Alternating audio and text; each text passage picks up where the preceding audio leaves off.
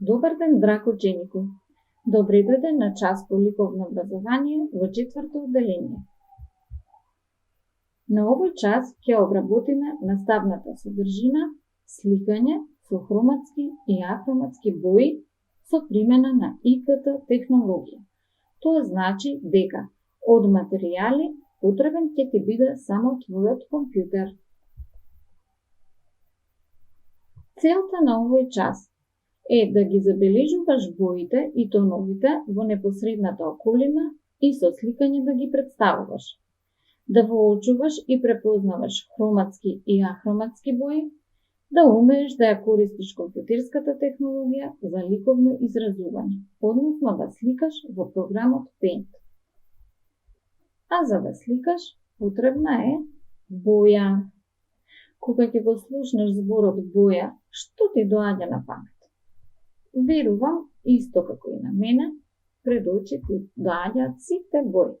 Сина, црвена, жолта, виолетова, портокалова, зелена, потоа ми текнува на дрвени бои, водени бои, темперни, примарни бои, секундарни и наред други работи. Но како ги гледаме боите? Светот околу нас е обоен во разни бои, но за да ги видиме боите, потребна е бела светлина, односно сончева светлина. Сончевите зраци се прекршуваат од предметите и на тој начин ги гледаме боите. Кога е темно, дали можеш да видиш боја на некој предмет? Се разбира дека не. Сончевиот спектар е составен од 6 бои. Тоа се боите на виножитото. Овие бои уште се викаат хроматски бои. Тоа се сина, жолта, црвена и од нив добиените зелена, портокалова и виолетова. За разлика од хроматските бои, белата и црната не се бои, туку светлина и темнина. Тие се нарекуваат уште и ахроматски бои. Со додавање на бела и црна на било која боја, добиваме тонови на истата боја. Посветла црвена, потемна црвена. А сега ќе те запознам со Максим и Јана. Максим и Јана заедно сликаат. Тие сликаат есенски лисја. Тие имаат многу разновидни бои. Откако завршија со сликање, не можеа да се договорат кој да ја земе творбата. На крај се договорија да направат фотокопија, па така и двајцата ќе ја имаат истата ликовна творба. Но кога направија фотокопија, многу се изненадија. Погледни ги двете творби и воочија разликата. Еве е творбата која насликале. И таа е сликана со какви бои? Така е, со хроматски бои и се нарекува хроматска композиција. Но, кога направиле фотокопија, добила ваква творба. Воочуваш во што е разликата? Таа како да е насликана со ахроматски бои, односно бела и црна и тоновите добиени со нивно мешање. Ова се нарекува уште ахроматска композиција. Ево уште еден пример. Хроматска композиција и ахроматска композиција.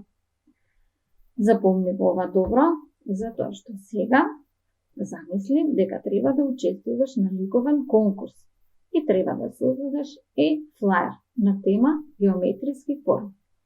Се што треба да направиш е да го отвориш програмот Paint, со избор од понудените алатки да избираш и креираш творба по сопствена замисла, творбата да ја обоиш со хроматски и ахроматски бои и истата да ја сочуваш на твојот десктоп. Тоа би изгледало вака. Од менито старт ја избирам програмата за сликање Paint.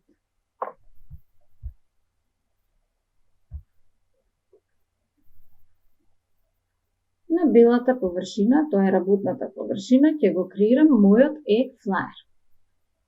Од лентата менито со алатки одбирам што сакам да земам и да представам на работната површина. Јас ќе ја користам кофичката, може и четката, но таа обојува само мал дел, мала површина и ќе оди многу бавно.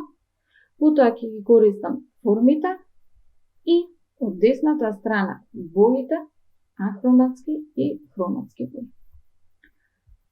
Значи, со избор, со кликање на формата и потоа на работната површина кликам, лев клик, држам и влечам и определувам големината на формата. Додека е селектирана, можам и да ја придвижам. Потоа се фиксира. Потоа земам друга форма, еден правоаголник, еден триаголник, тој ќе го поставам малку подолго, може малку поголем, еден петаголник,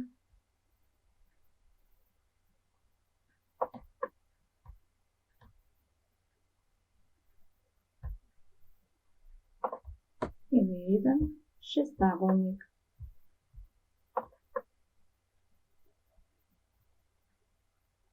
Може вака.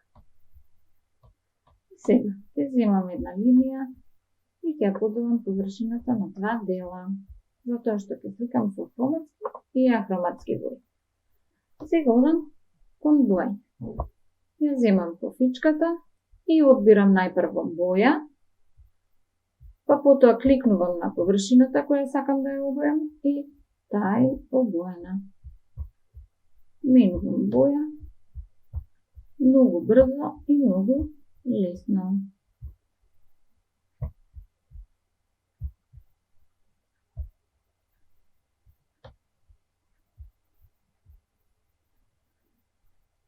Виолетова и едната половина од формите е обоена. Сега преминувам од другата страна со ахроматски бои. Може и сива.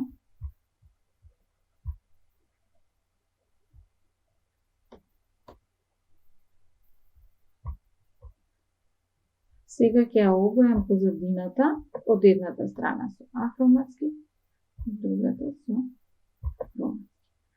И мојот e-флаер е готов. За да го сочувам, одам од менито, избирам файл, тука избирам Save и ми се појавува ова прозорче. Од левата страна треба да изберете Desktop и овде се запишува името на флаерот. Јас ќе запишам геометриски